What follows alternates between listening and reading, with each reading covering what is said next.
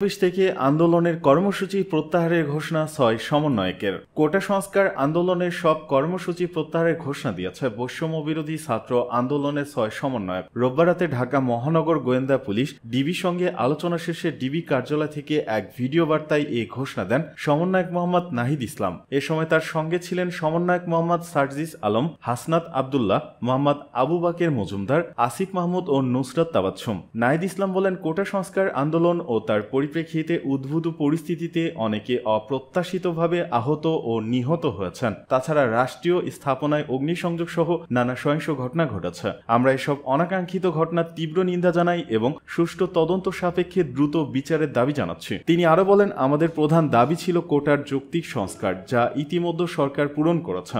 এখন শিক্ষার সুষ্ঠু পরিবেশ নিশ্চিত করার লক্ষ্যে দ্রুত শিক্ষা প্রতিষ্ঠান খুলে দেওয়ার জন্য সরকারের প্রতি জোর আহ্বান জানাই। সার্বিক স্বার্থে আমরা এই মুহূর্ত থেকে আমাদের কর্মসূচি প্রত্যাহার করছি। এ বিষয়ে জানতে চাইলে বৈষম্য বিরোধী ছাত্র আন্দোলনের সমন্বয়ক আব্দুল কাদের বলেন, সমন্বয়কদের জিম্মি করে স্টেটমেন্ট দেওয়া হয়েছে। সমন্বয়করা ভয়ভীতির মুখে গোয়েন্দা সংস্থার লিখে দেওয়া বক্তব্য রিডিং করেছে। আমরা সেই বক্তব্য প্রত্যাখ্যান করছি এবং জোরপূর্বক বক্তব্য আদায় করার প্রতিবাদ জানাচ্ছি। আমাদের আন্দোলন চলবে। আরেক সমন্বয়ক আব্দুল হান্নান মাসুদ বলেন, ডিবি কার্যালয়ের সমন্বয়কদের ব্ল্যাকমেইল করে লিখিত বক্তব্য পাঠ করানো হয়েছে। এই বিবৃতি আদায় ছাত্র সমাজ মেনে নেবে না। সহ সমন্বয়ক হাসিব আল ইসলাম বলেন, শহীদদের রক্তের উপর দাঁড়িয়ে তারা কেন এমন সিদ্ধান্ত নিল আমরা জানি না। এমন সিদ্ধান্ত শোনার জন্য আমরা প্রস্তুত ছিলাম না। পরবর্তী কর্মসূচি সম্পর্কে জানতে চাইলে তিনি বলেন, তারা আগে ফিরুক, যেহেতু তারাই এই আন্দোলনের মূল শক্তি। তাদের সঙ্গে সবাই বসে আমরা জানতে পারবো কি কারণ ছিল এর পেছনে। এরপর আমরা আমাদের সিদ্ধান্ত জানাবো।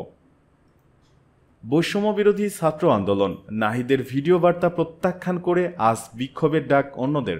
গোয়েন্দা পুলিশের হেফাজতে থাকা অবস্থায় গতকাল রোববার রাতে কর্মসূচি প্রত্যাহার করার একটি ভিডিও বার্তা দিয়েছিলেন কোটা সংস্কার দাবিতে বৈষম্য বিরোধী ছাত্র আন্দোলনের অন্যতম সমন্বয়ক নাহিদ ইসলাম। তবে অন্য দুইজন সমন্বয়ক অভিযোগ করেছেন, জিম্মি করে নির্যাতনের মুখে এই বক্তব্য দেওয়ানো হয়েছে। পরে বৈষম্য বিরোধী ছাত্র আন্দোলনের সমন্বয়ক আব্দুল কাদেরের গণমাধ্যমে পাঠানো বার্তায় সারা দেশে আজ সোমবার ছাত্র জনতার বিক্ষোভ কর্মসূচি ও প্রতিবাদ সমাবেশ ঘোষণা করা হয়। দাবি আদায় না হওয়া পর্যন্ত আন্দোলন চলবে উল্লেখ করে ওই বার্তায় বলা হয়, সোমবার সারা দেশে ছাত্র জনতার বিক্ষোভ কর্মসূচি এবং প্রতিবাদ সমাবেশ। আমাদের দাবি আদায়ের সঙ্গে একাত্মতা ঘোষণা করতে বাংলাদেশের সব নাগরিককে অনুরোধ করছে। বার্তায় বলা হয়, সরকারের নিরাপত্তা বাহিনীর গুলিতে ও ছাত্রলীগের আক্রমণে নিহত শত শত শহীদের আত্মত্যাগ তিরস্কার করে ডিবি কার্যালয়ে বন্দুকের নলের মুখে জিম্মি করে সমন্বয়কদের মাধ্যমে জোরপূর্বক স্ক্রিপ্টেড বিবৃতি আদায়ের তীব্র নিন্দা ও প্রতিবাদ জানাই। এর আগে ডিবি হেফাজতে থেকে ৬ সমন্বয়কের পক্ষে রেকর্ড করা একটি ভিডিও বার্তায় রোববার লিখিত বক্তব্য পড়ে কর্মসূচি প্রত্যাহারের কথা জানান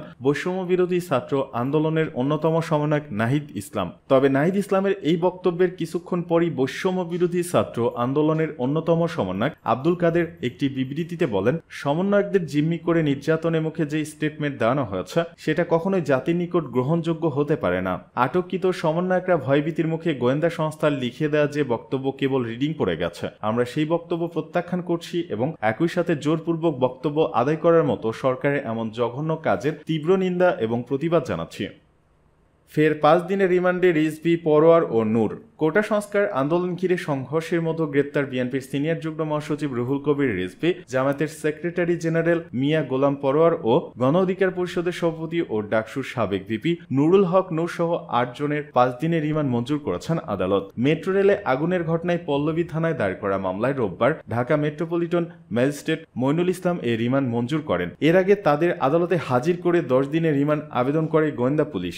আসামি পক্ষে বেশ কয়েকজন আইনজীবী জামিন আবেদন করেন। শুনানি শেষে বিচারক তাদের 5 দিনের রিমান্ড মঞ্জুর করে আদেশ দেন। মামলার এজাহারে বলা হয়েছে, গত 19 জুলাই বিকেল থেকে সন্ধ্যা পর্যন্ত কাফরুল থানাধীন কাজীপাড়া মেট্রো রেল স্টেশনে 5 থেকে 6,000 লোক কোটা সংস্কার আন্দোলন করেন। তারা দলবদ্ধ হয়ে লাঠি সোটা, লোহার রড, হকি স্টিক ও দেশীয় অস্ত্রশস্ত্র যেমন রামদা, দা, কুড়াল, শাবল, কাটার, হাতুড়ি ইত্যাদি অন্তর্ঘাতমূলক কর্মকাণ্ড ও নাশকতা করার লক্ষ্যে কাজীপাড়া মেট্রো রেল স্টেশনে প্রবেশ বা বহির্গমন গেট ভেঙে ভেতরে যায়। পরে কেআইবিভুক্ত সরকারি স্থাপনা কাজীপাড়া মেট্রো রেল স্টেশনের কনকোর্সে ব্যাপক ধ্বংসযজ্ঞ কার্যক্রম চালায় এবং মূল্যবান যন্ত্রপাতি ও সরঞ্জামাদি লুটপাট করে নিয়ে যায়। এছাড়া আরো বলা হয়েছে, এ সময় অগ্নিসংযোগ ও ব্যাপক ভাঙচুর করে ক্ষতি সাধন করা হয়। ব্যাপক ধ্বংসাত্মক কার্যক্রমের ফলে এই মেট্রো রেল স্টেশনের আর্থিক ক্ষতির পরিমাণ প্রাথমিক হিসাব অনুযায়ী আনুমানিক 100 কোটি টাকা। তার মধ্যে কাফরুল থানার আওতাধীন অংশের আনুমানিক 50 কোটি টাকার আর্থিক ক্ষতি সাধন ও বিভিন্ন মালামাল লুট করে নিয়ে যায়।